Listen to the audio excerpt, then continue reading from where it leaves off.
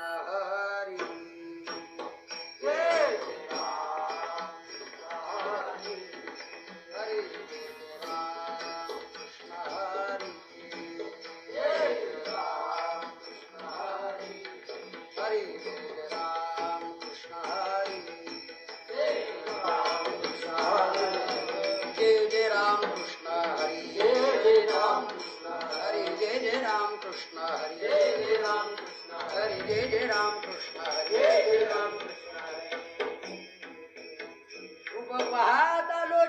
सुख झाले वो साजणी तो हा विठ्ठल बरवा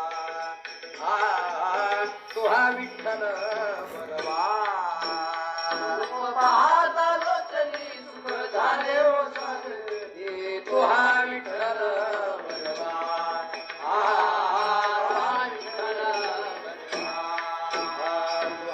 विठ्ठल बरवा तो हा विठ्ठल बरवा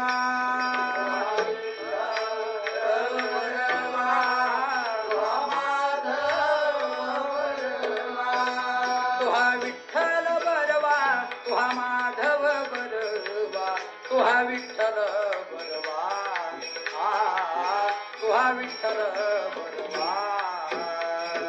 विठ्ठल बरवा माधव बरवा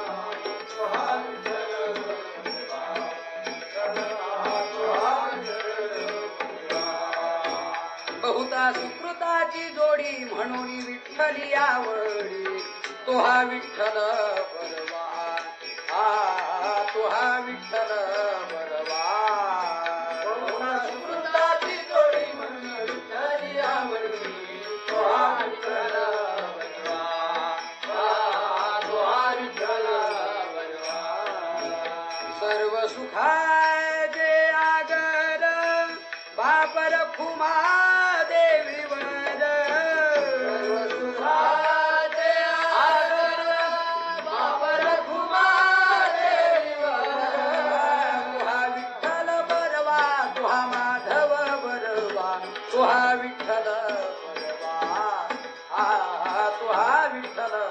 बरवा विठ्ठल बरवा तो हा माधव बरवा तो हा विठ्ठल बरवा तो हा विठ्ठल बरवा जय जय राम कृष्ण हरी जय राम कृष्ण हरी जय जय राम कृष्ण हरी जय राम हरी जय जय राम कृष्ण हरी जय राम हरी जय जय राम कृष्ण हरी जय राम कृष्ण हरी जय राम कृष्ण हरी जय राम कृष्ण हरी जय राम कृष्ण हरी जय राम कृष्ण हरी जय जय राम कृष्ण हरी जय जय राम कृष्ण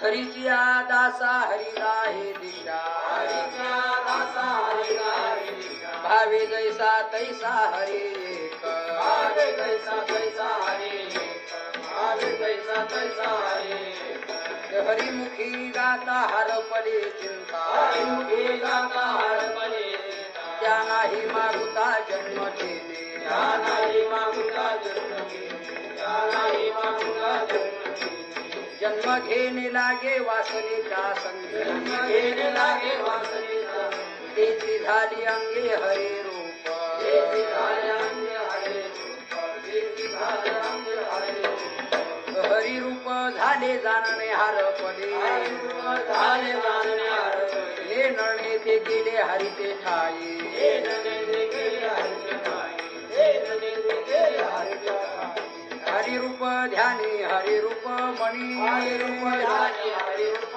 मणि हरि रूप ध्यानी हरि रूप मणि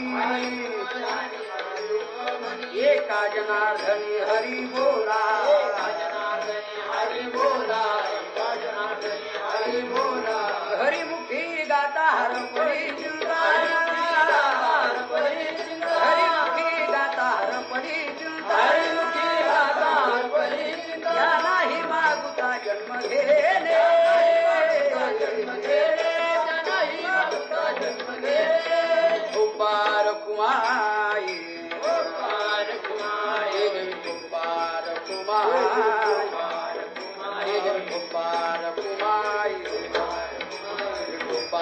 कुमाई तेज कुंभार कुमाई हरिची दासा हरिदाय देशा हरिची दासा हरिदाय देशा हरिची दासा हरिदाय देशा हरिची दासा हरिदाय देशा हरिची दासा हरिदाय देशा हरिची दासा हरिदाय देशा हरिची दासा हरिदाय देशा हरिची दासा हरिदाय देशा भावे जैसा तैसा हरि एक भावे जैसा तैसा हरि एक हरिमुखी गाता हर परिचिता हरिमुखी गाता हर परिचिता भावे जैसा तैसा हरि एक भावे जैसा तैसा हरि एक हरिमुख गाता हर परिचिता हरिमुख गाता हर परिचिता ज्ञान मागुता जन्म घेणे आ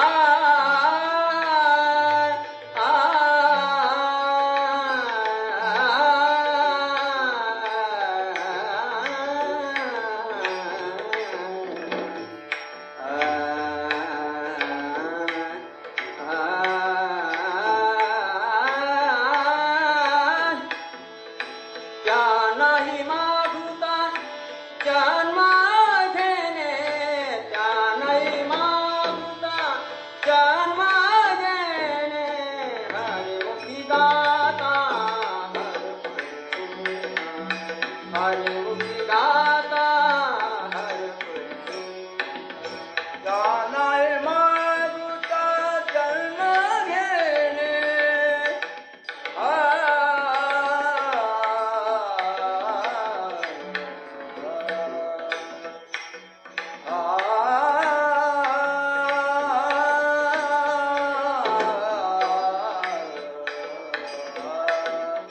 जानाय मागुता जन्म घेणे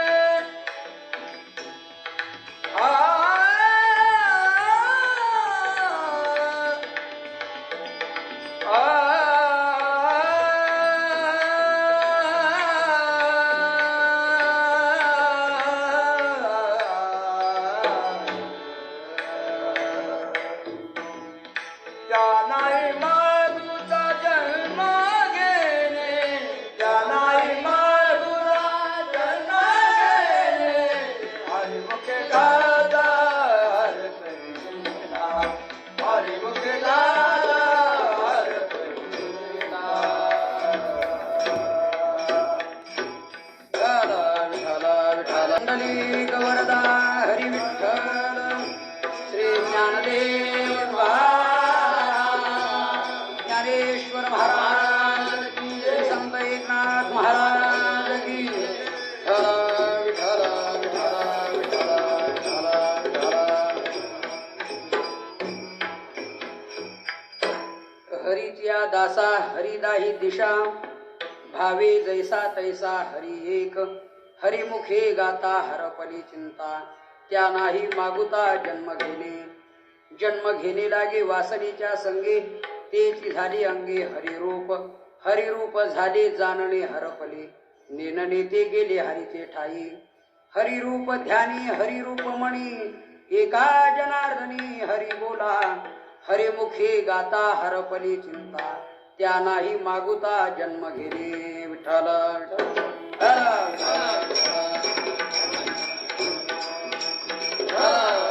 वरदा हरी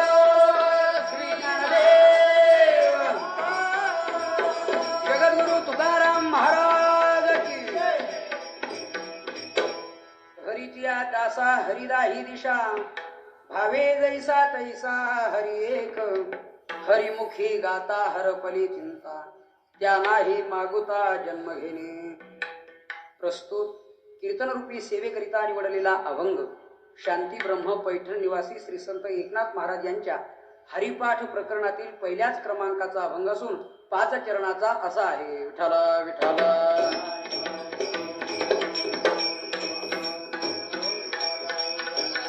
श्री संताची या माथा चरणावरी श्री संताची या माथा चरणावरी साष्टांग हे करी दंडवत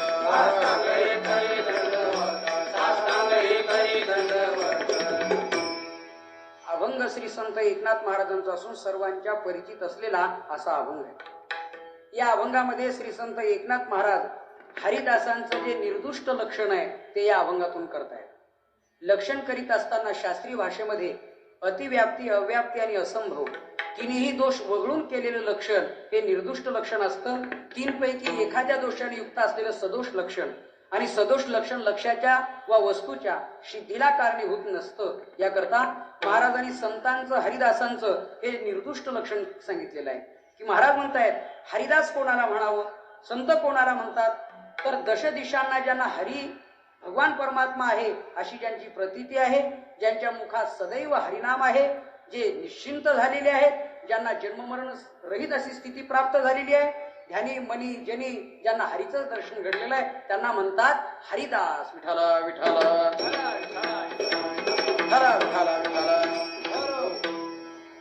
आता अजून एक महत्वाचा मुद्दा आहे. हरिदासांना दश दिशांना हरीची प्रतीती आहे हे सांगत असताना 4 गोष्टी सांगणं गरजेचं आहे. 4 वर्ग आहे. एक भगवंत न मानणारा, देव नाही म्हणणारा एक वर्ग जगात आहे. दुसरा देव मानतो पण ज्याला अनुमान प्रमाण म्हणतात, अनुमान प्रमाणाने मानणारा. तिसरा आहे तो परोक्षत्वाने मानणारा आणि चौथा आहे तो अपरोक्षत्वाने मानणारा. असे हे 4 वर्ग आहेत. अर्थात पहिला जो वर्ग आहे देव नाही म्हणणारा, या जगात बरीचशी माणसं आपल्याला अशी भेटतात की देव नाही म्हणतात. आता त्याचं उत्तर थोडक्यात सांगायचं आहे. देव नाही म्हणणाऱ्यांना देव आहे हे सिद्ध करण्यासाठी आपल्याला त्याचं ज्ञान असावं. नाही तर कदाचित तुम्ही असं म्हणा, ज्यांच्या दृष्टीनं देव नाही ते कीर्तनाला नाहीत, ज्यांच्या दृष्टीनं देव आहे तेच कीर्तनाला आहेत. मग देव नाही म्हणणाऱ्यांचं देव आहे म्हणणाऱ्यांजवळ का सांगता, कदाचित असं म्हणाल तुम्ही, अशी शंका येईल तुम्हाला. तर त्याचं उत्तर आहे, बऱ्याच वेळेला देव नाही म्हणणारे मानणाऱ्या देवांना म्हणजे देव मानणाऱ्यांना अडचणीत आणतात. त्यावेळेला त्यांचं निरसन करण्यासाठी, त्यांच्यावर मात करण्यासाठी आणि आपलं मत सिद्ध करण्यासाठी आपल्या तत्वाचं आपल्याला परिपूर्ण ज्ञान असावं. याकरता ही गोष्ट देव आहे म्हणणाऱ्या सर्व आस्तिकांना, पारमार्थिकांना या गोष्टीचं ज्ञान होणं आवश्यक आहे. विठ्ठला विठ्ठला विठ्ठला विठ्ठला.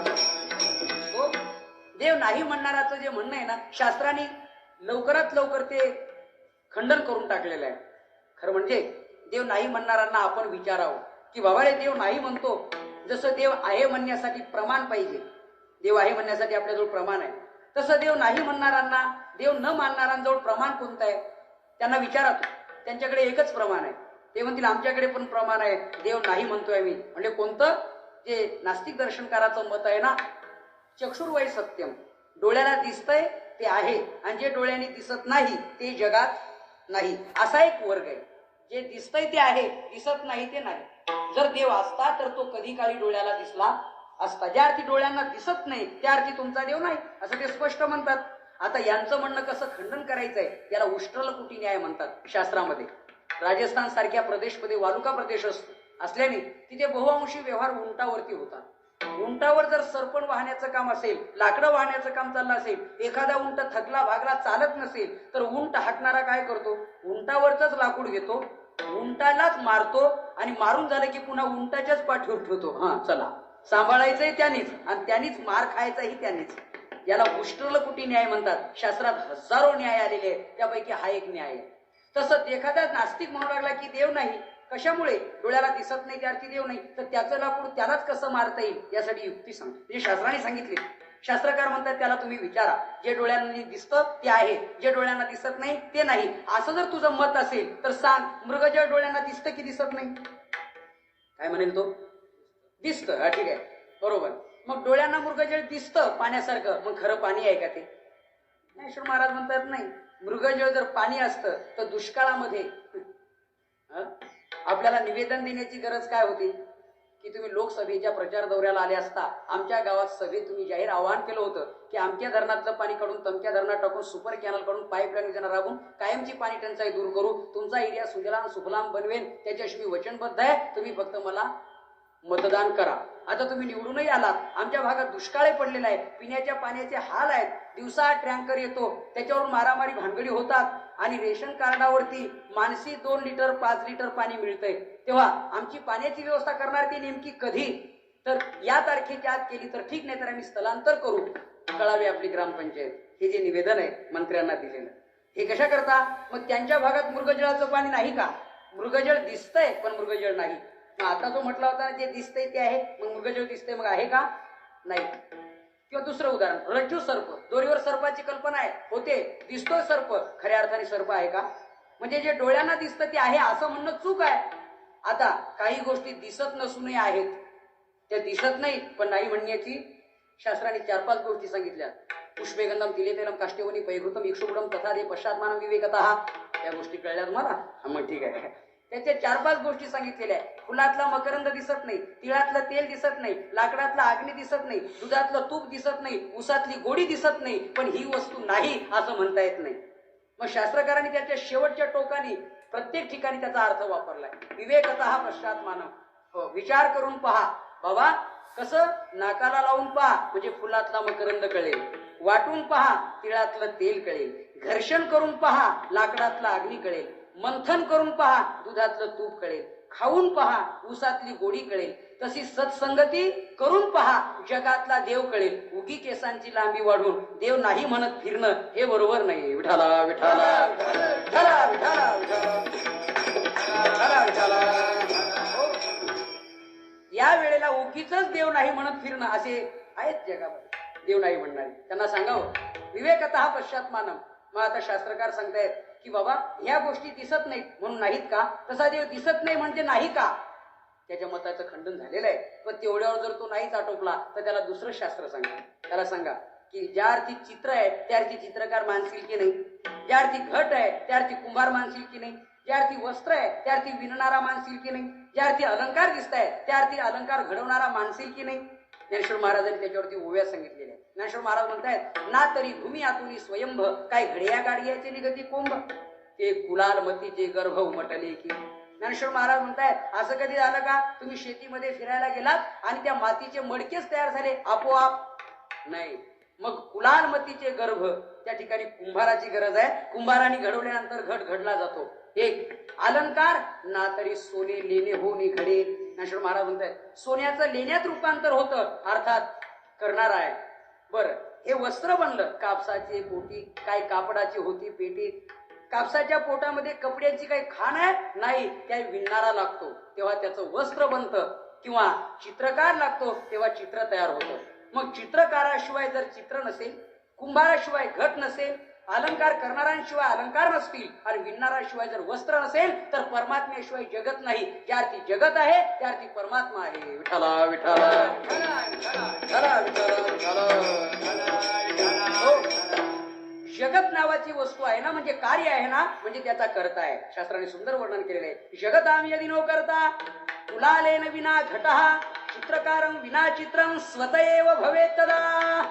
शास्त्रकार म्हणतायत जगताम यदि नो करता, जगताचा करता परमात्मा आहे. जसं स्वतएव भवेत् तदा, सांगा बरं असं स्वभावता साहजिक रीतीने असं कधी घडलंय का? नाही. कार्य आहे म्हणजे करता आहे. तसं चित्र विचित्र चेतन जगत आहे त्या अर्थी याच्या पाठीमागे करता निश्चित परमात्मा आहे. हे नास्तिकवाद्यांचं मत खंडन करण्यासाठी आपलं असलेलं हे तत्वज्ञान आहे. म्हणून देव नाही म्हणणं चूक आहे, आहे हे निश्चित आहे. पण यांनी तरी त्याला आहे हे कशावरून सांगितलं? याला म्हणतात अनुमान प्रमाण. अनुमान प्रमाण म्हणजे काय? ज्या अर्थी त्या अर्थी यत्र यत्र धूमो तत्र तत्र वह्निः, याला म्हणतात अनुमान प्रमाण. ज्या अर्थी धूर निघताना दिसतोय त्या अर्थी अग्नी असावा, अनुमान प्रमाण आहे. हो. ज्या अर्थी फुलांनी फळांनी बहरून गेलेली बाग आहे त्या अर्थी वसंत ऋतूचं आगमन झालं असावं, अनुमान प्रमाण. बर, ज्या अर्थी नदीला पूर आलाय, आपल्या गावात पाऊस न पडता त्या अर्थी उगमस्थानी कुठेतरी पाऊस झाला असावा, हे अनुमान प्रमाण. ज्या अर्थी इथे एकत्र मिळून सर्व भजन करतायत, या गावात सप्ताहाचं वगैरे आयोजन असावं, अनुमान प्रमाण. ज्या अर्थी इथे सगळे एकत्र मिळून रडतात, कोणीतरी बऱ्यापैकी वारला असावा, अनुमान प्रमाण. याला अनुमान प्रमाण म्हणतात. यत्र यत्र हा तत्र तत्र या नियमाने. तसं ज्या अर्थी कार्य आहे त्या अर्थी करता परमात्मा आहे, याने अनुमान प्रमाणाने मानला. पहिल्यांदा देव नाही म्हणणारा एक, दुसरा अनुमान प्रमाणाने मानणारा एक, पण तिसरा त्याच्या पुढचा शास्त्री पंडित झालेला, विद्वान झालेला, त्यांनी सांगितलं बाबा रे, नुसतं अनुमान करणं चूक आहे, बऱ्याच वेळेला अनुमान चुकतं सुद्धा. तसं आमच्या देवाच्या बाबतीत परोक्षत्व. परोक्षत्व म्हणजे शास्त्राचा धांडोळा घेऊन, शास्त्राचा अभ्यास करून संपूर्ण तत्वाच्या दृष्टीने जगतात परमात्मा कसा व्याप्त आहे, व्यापून आहे, अर्थात याचं ज्ञान होणं, याला परोक्षत्व म्हणतात. विद्यारण्य स्वामी पंचदशी नामक ग्रंथामध्ये या दोन्ही गोष्टी सांगतात, परोक्षत्व आणि अपरोक्षत्व. ते म्हणतात अस्ति ब्रह्मेति चेद्वेद परोक्ष ज्ञानमेव तत्, पण अहम ब्रह्मेति चेद्वेद साक्षात्कारस्य उच्यते. अस्ति ब्रह्मेति आणि अहम ब्रह्मेति असे दोन प्रकार आहेत. जगात ब्रह्म आहे अशी प्रतीती, याला परोक्षत्व, पण मीच ब्रह्मरूप आहे या बोधावर जाणं, हे अपरोक्षत्व. विठला विठला विठला विठला. आता तिसरा जो वर्ग आहे ना, हा परोक्षत्वाने जाणणारा. सर्वम खलु इदम ब्रह्म, तो म्हणतो सर्वत्र ब्रह्म आहे, अहम ब्रह्मास्मी त्वम ब्रह्मास्मी. पर सर्वत्र ब्रह्म आहे, परंतु त्याच्या पुढचा जो वर्ग आहे ना चौथा, तो चौथा वर्ग असा आहे की तो देव झाला आणि त्यांनी सर्वत्र देव बघितला. हा चौथा वर्ग आहे. स्वतः देव झाला आणि सर्वत्र देव बघितला, बर, हा चौथा वर्ग. त्यांनी अगोदर देवत्व स्थिती प्राप्त करून घेतली. मी वासुदेव तत्वता कळो येद विचारिता. हो, विचार करून बघितलं तर मी वासुदेव आहे या बोधावर गेला. गीतेमध्ये तद्बुद्धय सदात्मानस तन्निष्ठास्तत् परायण, या श्लोकावरची पहिली ओवी डोळ्यापुढे आणा. बुद्धी निश्चय आत्मज्ञान ब्रह्मरूप भावी आपण ब्रह्मनिष्ठा राखे पूर्ण तत्परायण अहर्निशी, या बोधावरती गेला. आपण ब्रह्मनिष्ठा राखे, माझ्यातही ब्रह्म आहे, बाहेरही ब्रह्म आहे, म्हणून या बोधावरती गेला. जो देव झाला आणि सर्वत्र देव बघू लागला, त्यात आमचे संत महात्मे आहेत. इथं परोक्षत्वाने त्यांनी देव नाही जाणला, देव होऊन देव बघितला. त्यांना देव कुठं कुठं कसा कसा दिसला, एकनाथ महाराज म्हणतात कुठं नाही, दश दिशांना त्यांना ईश्वराचं दर्शन झालं. ही गोष्ट अभंगाच्या पहिल्या चरणात.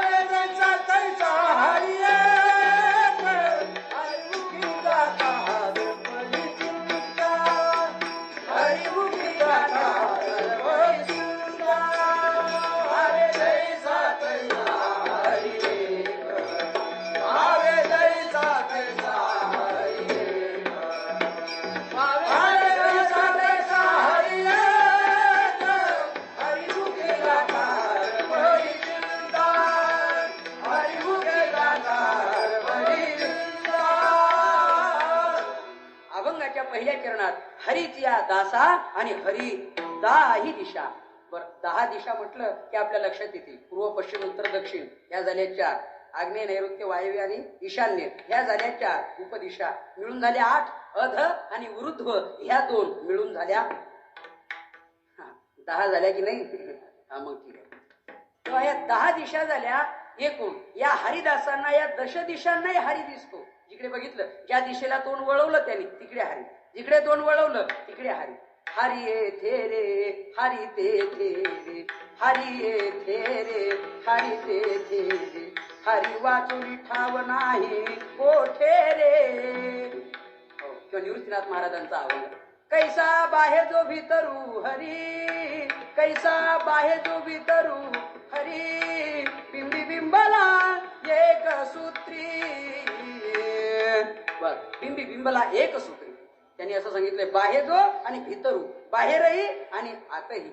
आणि दश दिशांना, 10 दिशांना नव्हे, जिकडे पाहिलं तिकडे आणि ज्यांच्यात पाहिलं त्यांच्यात देवाशिवाय दुसरं त्यांना काही दिसतच नाही. त्याच्यावरती ज्ञानेश्वर महाराजांच्या फार सुंदर बोल आहे. ज्ञानेश्वर महाराज म्हणताय सांगू, आदी ब्रह्मा करुणी शेवटी मशक धरुणी माझी समस्त हे जाणुनी स्वरूप माझे. मग वाढ धाकुटे न म्हणते सजीव निर्जीव तरी नेनती देखले वस्तू उजू ती मीच म्हणून. ज्ञानेश्वर महाराज म्हणतायत संत महात्मे प्रत्येक वस्तूला नमस्कार करताना दिसतात. कधी कुत्र्यांना नमस्कार, कधी गाढवांना नमस्कार, कधी वृक्षांना, कधी दगडांना, जडसृष्टी चेतनसृष्टी ईशसृष्टी सर्वांना नमस्कार करताना देतात. याचं कारण आहे रूप देखून सर्वत्र नमस्कारी. त्यावेळेला जे नमस्कार करतायत त्या वृक्षांना नव्हे, त्या दगडांना नव्हे, त्यात त्यांना परमात्म दर्शन घडतं आणि त्यामुळे ते नमस्कार करतायत. गीतेमध्ये म्हटलेलं आहे वासुदेव सर्वमिते समहात्मा सुदुर्लभा. वासुदेव सर्वमिती, सर्वत्र त्यांना वासुदेवाचं दर्शन आहे. किंवा अभंगात सांगायचं ठरलं तर महाराज म्हणताय सर्वभूती पाहे एक वासुदेव, सर्वभूती पाहे एक वासुदेव, सर्वभूती पाहे एक वासुदेव, सर्वभूती पाहे एक वासुदेव. सोनिया ठाव अहंतेचा, सोनिया ठाव अहंतेचा, सोनिया ठाव सर्वाभूती पाहे एक वासुदेव. हे समस्त हे श्री वासुदेव ऐशिया प्रतीती रसाचा ओतला भाऊ अशी त्यांची प्रतीती आहे. याच्यापेक्षा जया प्रतीतीची या वाखारा आणि पोवाडू होय जरा जरा तो महात्मा धनुर्धरा दुर्लभ होवाची. ज्ञानेश्वर महाराज म्हणतायत अर्जुना अशी प्रतीती ज्यांना आलेली आहे ना तो महात्मा दुर्लभ समजा, अत्यंत दुर्लभ आहे. हो फार दुर्लभ आहे. बाकीचे सुलभ आहे पण हे महात्मे अत्यंत दुर्लभ आहे. म्हणले असं हो भागवतात सांगितल्याप्रमाणे अशांची भेटी, अशांचा सहवास, अशांचं दर्शन फार मोठं दुर्लभ आहे. व्याघ्र सिंहाचे दूध जोडे चंद्रामृत हाता चढे परी हरिप्रियांची भेटी नातुडे हे दुर्लभ भाग्य गाढे मनुष्या. एकनाथ महाराज सांगतायत असे महात्मे जर भेटले तर हे दुर्लभ आहे. आणि महाराज म्हणतायत मग ही प्रतीती आहे सर्वत्र भगवत दर्शन ही त्यांची प्रतीती आहे. म्हणून या सर्व प्रमाणाचा अर्थ आहे त्या इथे बघतील तिकडे भगवान परमात्म्याचं दर्शन. जे जे भेटे भूत ते ते मानिजे भगवंत. हा भक्तियोग निश्चित जाण माझा. एकनाथ महाराज खांद्यावरती कावड घेऊन काशी विश्वेश्वराला निघाले. एक गाढव पाण्या वाचून तरमळत होतं. त्यांना नाथ महाराजांनी कावड उतरवली. देवाला पाणी घालण्यावरती त्या गाढवाला पाणी पाजलं. अर्थात बाकीचे लोक म्हणू लागले काय हो गाढवाला पाणी पाजलं. एकनाथ महाराज म्हणले तुम्ही गाढव म्हणा, अरे उपाधी दोष विरहित बघितलं तर माझं चैतन्यच परमात्मा तत्व त्यात भूतप्रोत भरलेलं आहे. एकनाथ महाराजांना गाढव दिसत नव्हतं, देव दिसत होता. जे जे दृष्टी दिसे ते ते हरिरूप पूजा ध्यान जपते अशी नाही. त्यांना ते गाढव दिसत नव्हतं, देव दिसत होता. अर्थात त्यांना गाढव का दिसत नव्हतं. झाला अंगे देव होईला पण तयासी हे जण अवघे देव. जो स्वतः देव झाला त्याला जगत देव दिसतं. ते देव झाले होते म्हणून त्यांना गाढवात देव दिसला. आपल्यालाच गाढव का दिसतं. सरळ उत्तर आहे. एकनाथ महाराज स्वतः देव झाले होते त्यामुळे त्यांना देव दिसत होता. आपल्याला गाढव का दिसतं हे ज्याचं त्यांनी ठरवावं. विठाला विठाला. हो अर्थात या बोलण्याचा अर्थ आहे आपण गाढव म्हणून असं म्हटलं तर आपल्यालाच वाईट वाटेल. त्याच्यापेक्षा त्याचं उत्तर एकच आहे सर्वत्र ईश्वर दर्शन आपल्याला घडलेलं नाही आणि अहंकार आपला संपलेला नाही किंवा यापेक्षा आपली उपाधी दोष पाण्याची दृष्टी गेलेली नाही म्हणून आपल्याला देव दिसत नाही. विठोबा रखुमाई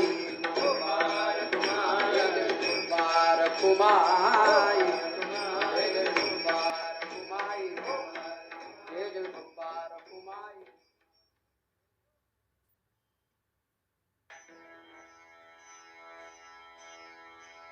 विठोबा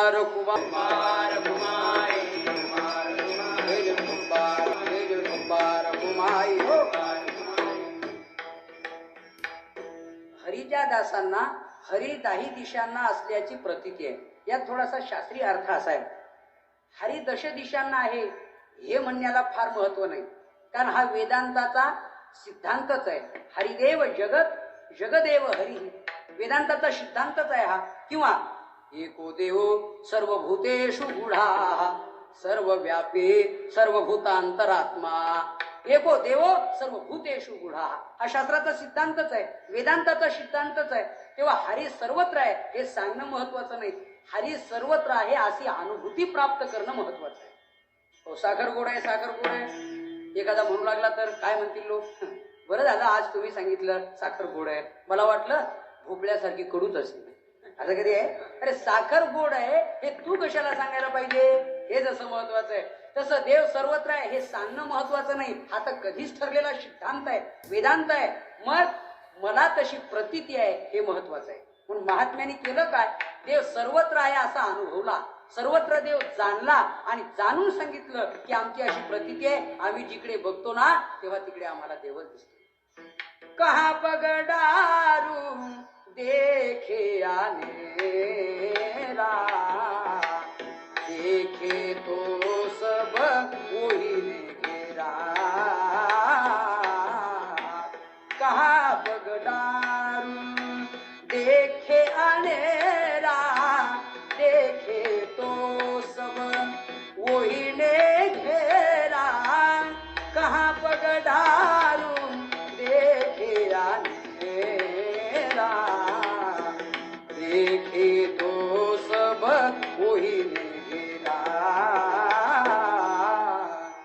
कहाँ पगडारू देखे आनेरा, मी पाय कुठे ठेवू? जिकडे पाहते तिकडे तोच तो आहे. सर्वांना कथाभाग माहिती आहे. नामदेवराय कच्चे आहेत असं सर्व संत मंडळींनी ठरवल्या होतं. देवाला विचारलं, देवा एवढे दिवस तुझं सान्निध्य प्राप्त होऊन मी अजून कच्चा आहे? म्हटले हो नामदेवा खरंच कच्चा आहे. मग काय करावं पक्क होण्यासाठी? जा परभणी जिल्ह्यात हिंगोली तालुक्यात औंढा नागनाथ क्षेत्री, तिथे खेचर स्वामी राहतात, तेव्हा त्यांचा आणि अनुग्रह घे. गुरु केला नाही म्हणून तू कच्चा आहे. ते बघतायत तर आपल्या पायातल्या खडावांसह महादेवाच्या पिंडीवर, तिथे जे 12 ज्योतिर्लिंगापैकी एक ज्योतिर्लिंग आहे, त्या महादेवाच्या पिंडीवर डोक्यावर पाय ठेवून झोपलेले. म्हणजे अरे बाप, एवढ्या लांब पंढरपूर कुठं, औंढा नागनाथ कुठं, आणि इथून पाहतोय ज्यांना गुरु करायचंय ते पायात चपलासह महादेवाच्या पिंडीवर पाय ठेवून झोपले. निराश होऊन परतत असताना त्यांनी सांगितलं, का परत चाललात? म्हणजे तुम्हाला गुरु करायचं होतं, पण हे काय लक्षण तुमचं? म्हणजे गुरु नको करू, पण एक कर, वृद्धाप्य कालाने मला पाय उचलत नाही, जिथे पिंड नसेल तिथे माझे पाय ठेव. पाय जिकडे फिरवले तिकडे पिंड तयार व्हायची. त्यातून 2 प्रकारचा साक्षात्कार मिळाला. कोणता? की हे देवाच्या डोक्यावर पाय ठेवत नसून देवच यांचे पाय डोक्यावर घेऊन नाचतात, एवढा यांचा अधिकार आहे. एक, आणि मी आतापर्यंत पिंडीपुरतच ब्रह्मतत्व जाणत होतो, पण आज बघितलं, कोणीकडे बघितलं तर देवच देव आहे. याला म्हणतात समदर्शन, सर्वत्र दर्शन. सर्वत्र दर्शन त्यांना प्राप्त झालेलं आहे. पण हरित्या दासा हरी दाही दिशा, कशा दिशांना हरी आहे. पण महाराज म्हटले, माझा भगवान परमात्मा, एकनाथ महाराज म्हणतायत, त्या भगवान परमात्म्यावर तुम्ही जसा भाव ठेवाल ना तसा तो तुम्हाला प्रतीतीला येईल. असं समजू नका कोणाचा कसाय भाव असला तर सारखाच देव. जसा भाव तसा ठरलेला आहे. कोई भी चीज उठाव छे आणा, असे वस्तू कोणती घ्या किंमत 6 आणे, असं होणार नाही. जशी किंमत बदलली वस्तू बदलली, वस्तू बदलली किंमत बदलली, तसा जसा तुमचा भाव तसा तुम्हाला देव असेल. मग महाराजांनी भावे जैसा तैसा हरी एक, हरी एकच आहे हा शास्त्र सिद्धांत आहे. पण तुम्ही जसं बघाल ज्या भावाने तसा तो तुम्हाला दिसेल. महाराज म्हणताय, तुम्ही जसं बघितला तसा तो दिसेल. याकरता भागवतातला एक कथाभाग सांगतो, भजन करा. विठाला विठाला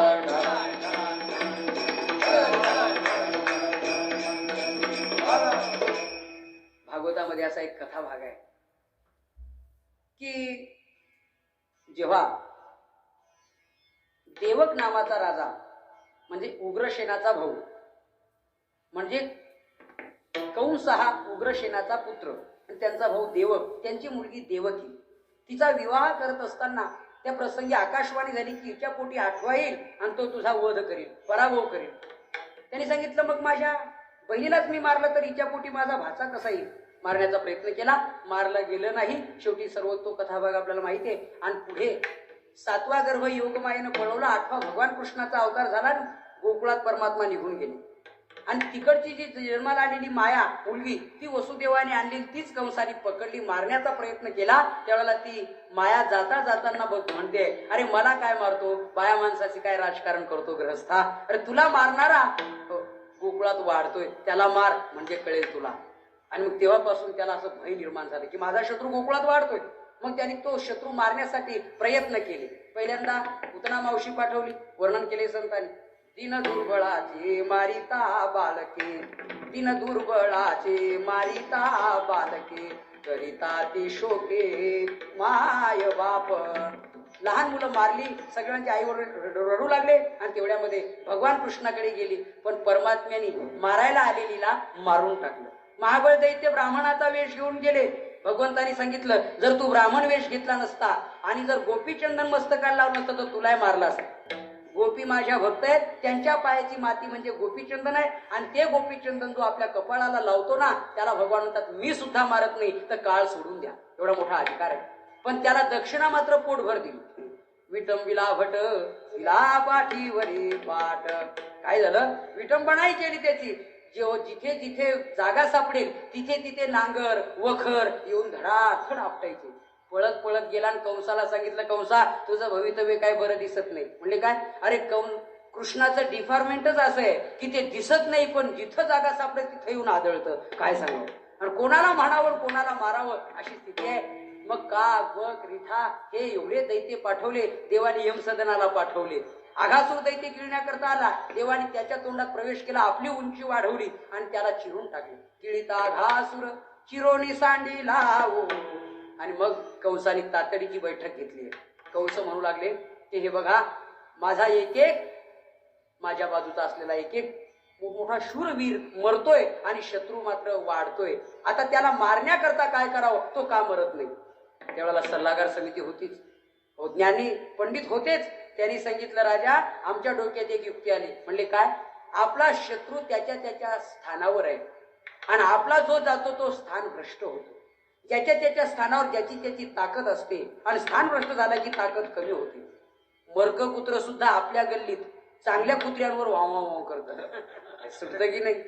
पण आउट ऑफ बॉर्डर एकदा बाउंड्री पास केली त्यांनी, सीमा उल्लंघन केली, मग ते कुत्र याच्यावर उलटतं इकडे आता नाही आता हे रिवर्स टाकतं. मग अशी स्थिती आहे. तेव्हा चांगल्या कुत्र्याला देखील साधा कुत्रा आटोपत नाही, तसं तो आपला शत्रू आपल्या स्थानावर आहे. आणि पंडित लोक म्हणजे काय नुसत्या गप्पा एसटी स्टँडवरच्या मारणारे होते का? त्यांनी शास्त्र सांगितलं की राजा कंस राजा मी भागवत वाचलेले. पंडित म्हणू लागला भागवतात एक कथा आहे. अरे नक्र केवढा छोटा आणि गजेंद्र केवढा मोठा. एवढ्या मोठ्या गजेंद्राला एवढा एवढा नक्र 1000 वर्ष आटोपला नाही. शेवटी विजय नक्राचा झाला. का? सरोवर हे स्थान कोणाचं आहे? नक्राचं आहे, गजेंद्राचं नाही. गजेंद्र त्याच्या स्थानावर गेला त्यामुळे त्याची ताकद अधिक आहे. शास्त्राने सुंदर वर्णन केले भागवतामध्ये. नक्र स्वस्थान मासाद्य गजेंद्र मपी कर्षती. स्वस्थान मासाद्य नक्र हा म्हणून गजेंद्र अपी कर्षती. गजेंद्राला आकर्षण केलं त्यांनी. पण शास्त्रकार म्हणताय तो नक्र त्याचं सरोवर सोडून जर एसटी स्टँडच्या बाजूला रोडला फिरताना दिसला ना तर त्याला हत्ती काय करायचंय? मग कुत्रा असलं तरी फाडून टाकेल. सैव प्रच्युत स्थानात मग शुनापी परिभूयते. शुनापी म्हणजे कुत्र.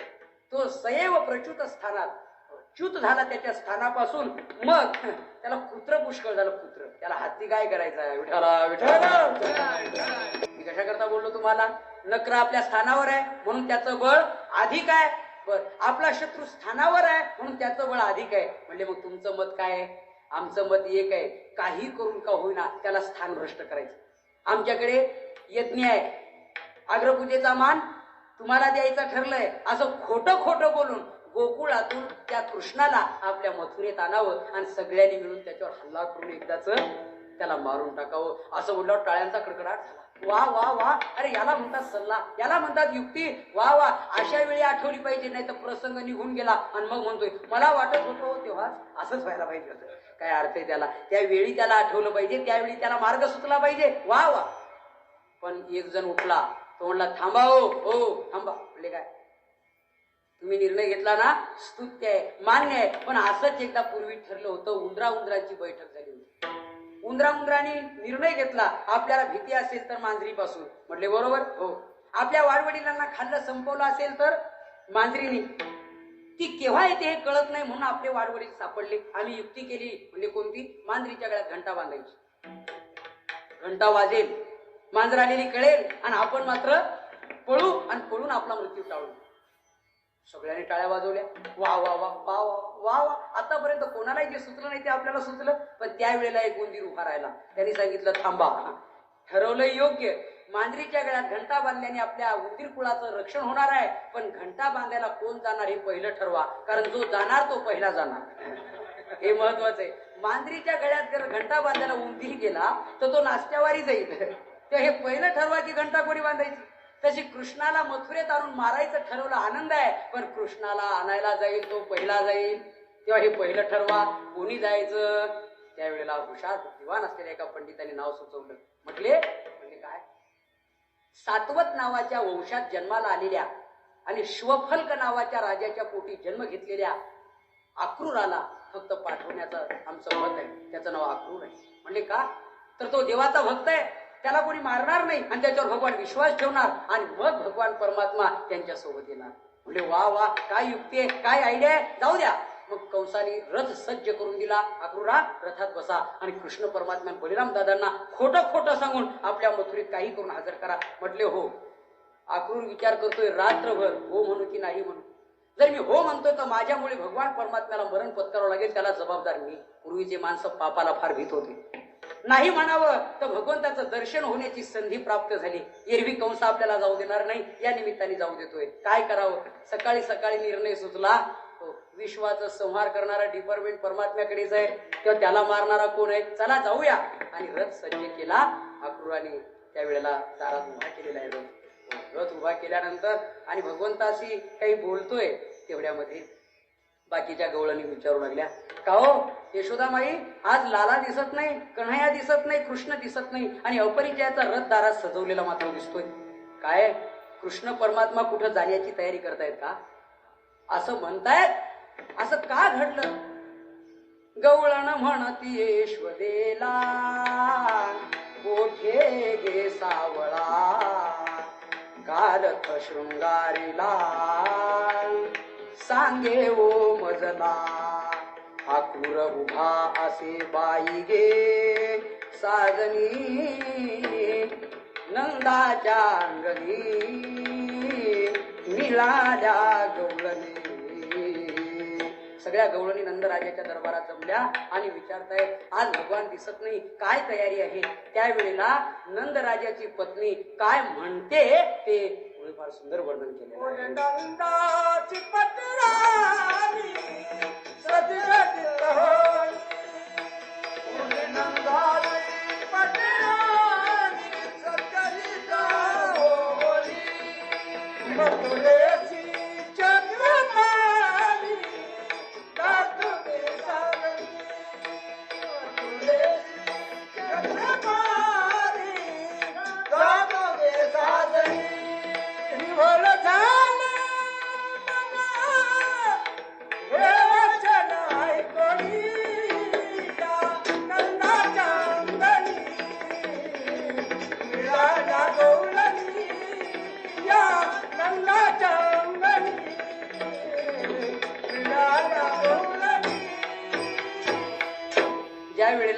बोले नंदाची पट्टराणी सद्गतीत होनी ती सांगते की माझा कंठ दाटून आलेला आहे आणि हे बघा आज मथुरेला भगवान जाण्याच्या तयारीत आहे. असं म्हटल्याबरोबर सगळ्यांची मन विभळ झाली, अंतकरण द्रवलं गेलं, रडण्याचा आक्रोश करायला सुरुवात केली. आणि कोण न्यायला आलाय माझ्या भगवान परमात्म्याला म्हणून त्यांच्या पुढे एकच एक व्यक्ती दिसली, तो म्हणजे अक्रूर. त्या अक्रूराला शिव्या द्यायला सुरुवात केली. चांडाळा, दुर्जना, आमच्या सर्वांच्या प्रेमात विष कालवणाऱ्या अक्रूरा, अरे नाव काय तुझं आणि करणी काय?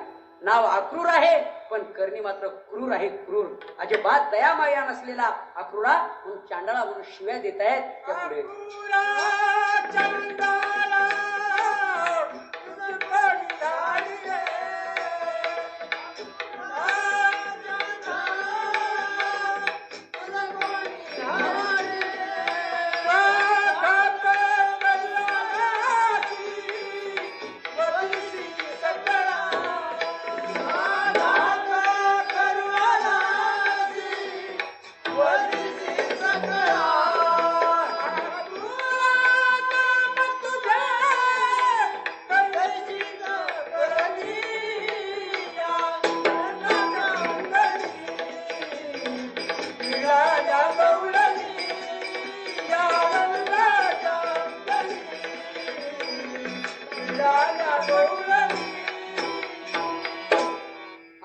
चांडाळा कोणी तुला पाठवलं असं म्हणून त्याला शिव्या देत आहेत.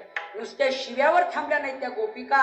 भगवान परमात्मा ज्या रथात जाणार त्यावेळेला त्या आडव्या पडल्या त्या रथाच्या. आम्ही नाही रथ जाऊ देणार. काही सांगितलं आम्ही अश्व आणि लावून धरू, काही दोर पकडले, काही चाकं धरली, काही देवाचे पाय पकडले, काही आपल्या आणि नेत्रोदकाने भगवान परमात्म्याचा आणि अभिषेक केला, चरणाभिषेक केला, काही शपथ घालू लागल्या, काही भगवान परमात्म्याचा हट्ट आमचा पूर्ण करा एकदा तरी असं म्हणू लागल्या. आमचं ऐका, आमचं ऐका. पण भगवान परमात्मा रथी चढले वनमाळे आकांत गोकुळी, रथी पडल्या व्रजबाळी हे कोण त्या सांभाळी, नयनाच्या उदकाने भिजली धरणी. त्यावेळेला डोळ्याच्या पाण्याने जमीन भिजली, शिखल तयार झाला. पण भगवान परमात्मा मात्र त्यांच्या प्रेमाला बळी पडले नाही. कारण ज्यांना मोठं काम करायचं होतं, एक कार्यार्थम अगत्यम कोटी कार्यम चकारः असं गर्ग संहितेत वर्णन केलेलं आहे. मोठ्या माणसाच्या मागे कामं फार असल्याने एका कामात त्यांना फार वेळ देणं शक्य नसतं. भगवंताला पुढेही बहुत करणे आहे. देवाला जायचं होतं आणि भगवान परमात्मा रथी चढले आणि अक्रूराला बोलताय. देव बोले अक्रूरासी वेगी हाकी रथासी, या गोपीच्या शोकासी न पाहावे मजसी. बाबा या गोपीचा शोक मला अनावर झालाय, पावत नाही. आता लवकर इथून रथ घेऊन चल. आणि रथ नेला मथुरेमध्ये. एका जनार्दनी रथ गेला निघून. आणि मग ह्या रडू लागल्या वगैरे. काही त्यांच्या मागे आल्या, गोपाळ मागे आले, वसुदेव बरं आपले नंदराज हे सर्व, यशोदामाई सर्व आले. आणि तिथे आल्यानंतर कंसाने काय कट केला तो ऐका. कंसाने मुख्य दारामध्ये अत्यंत उन्मत्त असा हत्ती त्याला मध्यप्राशन करविलं आणि त्याला दारामध्ये ठेवलं. बलराम कृष्णांना तो जागीच मारून टाकेल हत्ती असं त्यांनी ते आणि कारस्थान तयार केलं. ज्याला कपटेन शत्रू, कपट केलं. आता भगवान परमात्मा आणि बलराम दादा जेव्हा हत्तीच्या समोर आले त्यावेळेला काय घडलं आहे का. हत्तीने कृष्ण परमात्म्याला बघितल्यावर हत्तीने साष्टांग प्रणिपात केला, लोटांगण घातलं. त्याचं खरं शास्त्र असं आहे, सर्व विश्व ज्याच्या हाती त्याला काय करील हत्ती ठरलेलं आहे. सर्व विश्व ज्याच्या, म्या बोलविल्या वेद बोले, म्या चालविल्या सूर्य चाले. हे जे काही घडतंय ना ते त्याच्या सत्तेनं गतीर भरता प्रभू साक्ष निवास शरणम स्रोत. काय करेल हत्ती. आणि त्याचा भागवतात पुरावा असा आलेला आहे. हत्तीने लोळण का घेतलं त्याचं कारण, हत्ती कृतज्ञ नव्हता, हत्ती भस्मासूर नव्हता, ज्याने उपकार केले त्याची फेड अपकाराने करणारा हत्ती नव्हता. पशु असून प्रामाणिकपणा होता त्याच्यात. पशु असून प्रामाणिकपणा विशेष आहे. माणसाची जागा त्याला द्यायला काहीच अडचण नाही. किती प्रामाणिकपणा. त्याने विचार केला, एकेकाळी आमच्या हत्ती कुळातला नकराने पकडला असता, सर्व नातेवाईकांनी मोकलून दिला असता. मरण्याच्या वाटेवर असताना त्यांनी एक कमळाचं फूल तोडलं आणि माझ्या कृष्णाला अर्पण केलं. त्या फुलाच्या बरोबरच भगवान परमात्मा कसे धावून आले. भागवतात त्याचा विचार आहे. पर्यंकम विसृजम गणान गणयन घोषामणी विस्मरणम उत्थानोपि गदे गदेति निगदम पद्मामनावलोकयन निर्गच्छन्न परीक्षतो खगपतिं चारुह मानावतु ग्राहग्रस्त मातंग पंग वसु मुद्धरस्व जनार्दना. तो असा प्रकार घडला. भगवान परमात्म्याची अवस्था काय झाली ते त्या भागवतात सुंदर वर्णन केलेले. भगवान ह काही लक्ष्मीवरती काही गजराज ह तिथं म्हटले आणि ती म्हणेपर्यंत हत्ती जवळ येऊन पोहोचले. आणि त्यावेळेला काय झालं, कनवाळू कृपाळू भक्ता लागी मोही, भक्ता लागी मोही, गजेंद्राचा धावा, गजेंद्राचा धावा द्वारेला विठाई. कनवाळू कृपाळू भक्ता लागी मोही, भक्ता लागी मोही, हे गजेंद्राचा धावा, गजेंद्राचा धावा द्वारेला विठाई. त्या गजेंद्रा करता धावून आली आणि मग आमचा हत्ती कुळाचा उद्धार केला. कोण विचार करतोय लक्षात आहे ना आपल्या. हा हत्ती, कंसराज्यातला हत्ती, तो विचार करतोय आमच्या हत्ती कुळाचा त्यावेळेला भगवंतानी उद्धार केला, मग आता काय मी कृष्णाला मारू. म्हणून त्याने लोटांगण घातलं. शरण आला तो हत्ती. आणि त्यावेळेला भगवान तिथूनही पुढे आल्यावर मग कंसाला मात्र सर्व राज्य फिरू लागलं की बस बस बस. आकाशवाणी झाली होती ना की कंसा तुला हिचा 8वा पुत्र मारेल. तर आता ती वेळ आलेली दिसते. त्यावेळेला दुदुंबी नाद होऊ लागले, स्वर्गात विमानं एकत्र दाटी होऊ लागली की आता शत्रूला मारण्यासाठी जो अवतार धारण केलाय त्याचा अंतिम प्रकार आहे हा. जब जब होई धर्म की हानी. तुळशीदास स्वामींनी सुंदर वर्णन केलेले.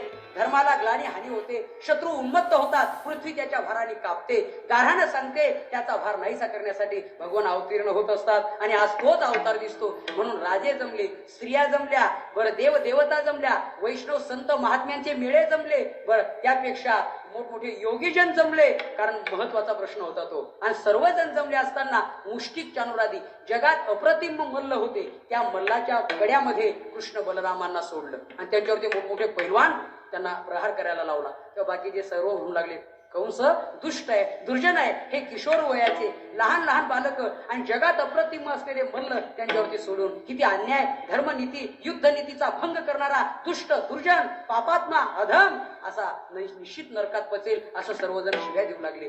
पण तेवढ्यात ऐका काय प्रसंग घडला.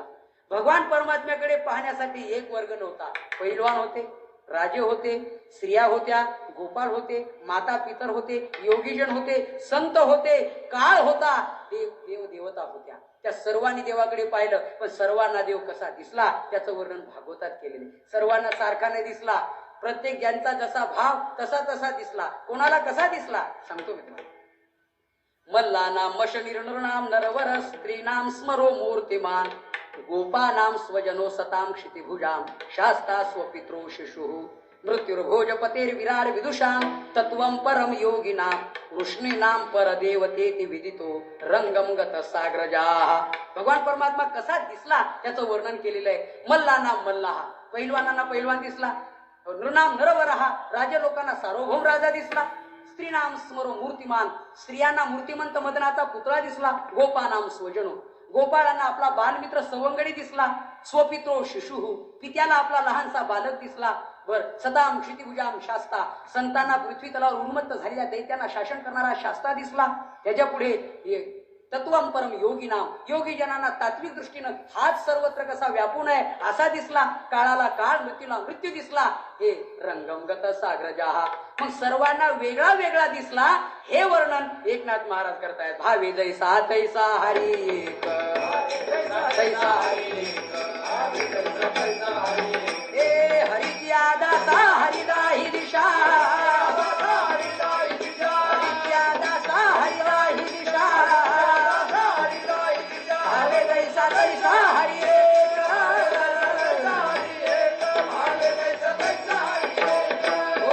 हरी एकच होता, पण ज्यांचा जसा भाव तसा त्यांना दिसत होता. महाराज म्हटले, तुम्ही जो भाव ठेवाल ना त्या भावाने परमात्मा तुम्हाला दिसेल. भावे जैसा तैसा हरी.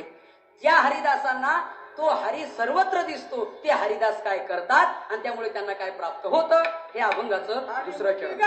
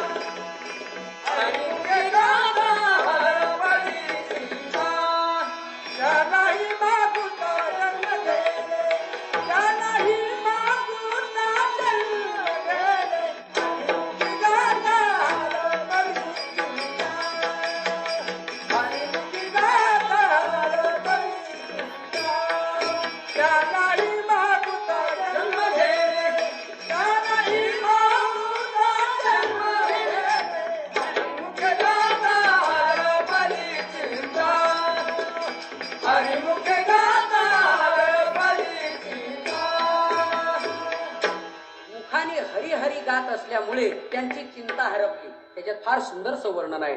जगाच्या पाठीवर असा मानव नाही किंवा असा जीव नाही की त्याच्या पाठीमागे चिंता नाही. एक चिंता सर्वांना नसेल, पण चिंता नसेल असा कोणीही नसेल. असं एकच स्थान आहे ते म्हणजे हरिदास. त्यांना चिंता का नाही याचं कारण आहे. नव्या अध्यायात भगवान सांगतायत, ते एक वटुनी जी अक्षणी अनुसरले का माझी वाणी तेव्हाची तयाची चिंतावणी मदची पडली. तेही जे जे करावे तयाचे मदची पडले. आगवे जेवी आज्यात पक्षाची जो पक्षी जे आपुली तहान उकलीने नेकीने बाळका मावृषी करायचे जेवी अनुसरले मध प्राणी तयाचे सर्व मी करीन. या सर्व ओव्या बघा तुम्ही. भगवान म्हणतायत, एक वटूल माझी भक्ती ज्या दिवशी करतात ना त्या दिवशी त्याची पूर्ण चिंता मी वाहतो. म्हणून संत म्हणतायत, तुझ लागली सकळ चिंता राखणे लागे वाकडी जाता. आमची चिंता तुला लागली, मग तू जर आमची चिंता करतोस तर मग आम्ही कशाला चिंता करू. म्हणून नाही काही चिंता तुझी आमचा माता पिता बहिणी बंधू आणि चुलता आणि का गोता सर्व ठाई आणि का गोता सर्व ठाई. आम्हाला चिंता नाही, आम्हा भय चिंता नाही धाक जन्म मरण काय कितीतरी प्रमाण आहे. संतांना कोणत्याही प्रकारची चिंता नाही. हरी आला हाता आणि मग कैची भय चिंता. चिंतामणी हातात आला तर चिंता राहत नाही. चिंतामणी निर्माण ज्याने केला तो मिळाल्यावर चिंता कशी राहील. आणि म्हणून हरिमुखी गाता हरपली चिंता त्या नाही मागुता जन्म घेणे. हर चिंता तर हरपलीच का. आम्हा भय चिंता नाही धाक जन्म मरण काही आहे. झाला इहलोकी परलोक आले सकळी वैकुंठ. बस आता आम्हाला जन्म मरणाची चिंता राहिली नाही. बस आता कोणत्याच प्रकारची चिंता राहिलेली नाही. आणि म्हणून महाराज म्हटले या दृष्टीने आम्ही निश्चिंत झालो.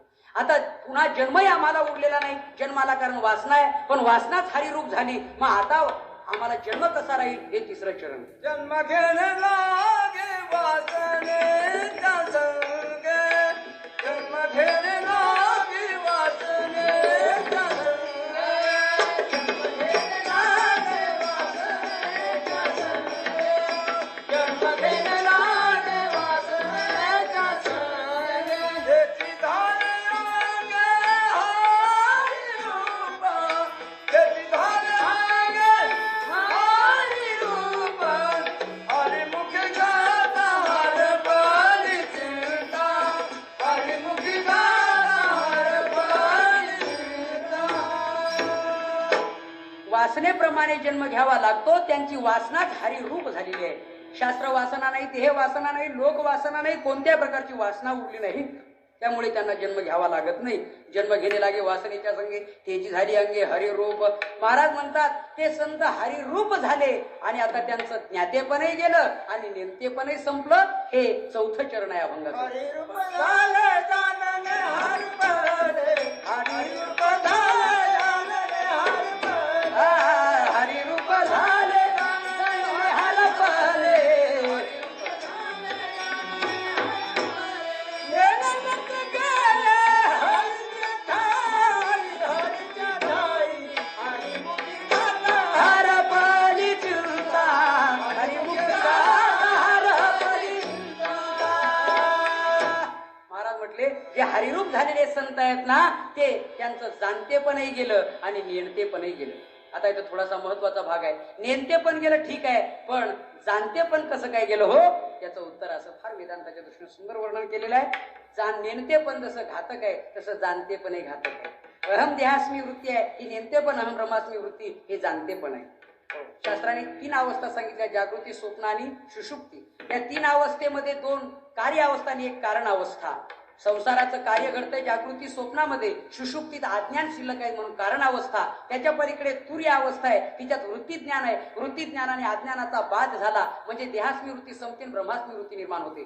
पण देहास्मी वृत्ती रजोगुण तमोगुणाची वृत्ती आहे आणि ब्रह्मास्मी वृत्ती ही शुद्ध सत्वगुणाची वृत्ती आहे. अर्थात ही सत्वगुणाची वृत्ती देखील घातकच असल्यामुळे वृत्ती शून्य ब्रह्म्याच्या ठिकाणी पण त्याच्या पलीकडे उन्मनी अवस्थेत शुद्ध ज्ञान आहे, तिथे कोणत्या प्रकारची वृत्ती राहत नाही. आणि म्हणून तिथं जाणतेपणही गेलं आणि नेणतेपणही गेलं. हरीच्या ठाई महाराज म्हणतात असे जे संत महात्मे झाले ना त्यांच्या जनी वनी हरीच त्यांना दिसतो. ज्ञानेश्वर माऊली.